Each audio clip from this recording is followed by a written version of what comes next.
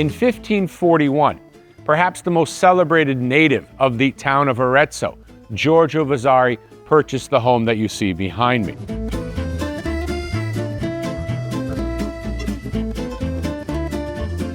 Although he did not live in it for very, very long because he spent most of his life in Florence, his wife, Nicolosa Bracci, did.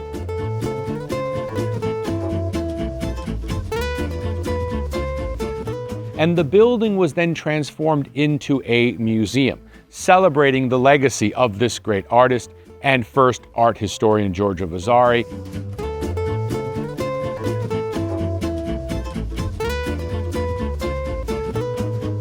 Although none of the works in here are by the artist himself, they are by contemporaries of him, all masters of what we call the Mannerist style.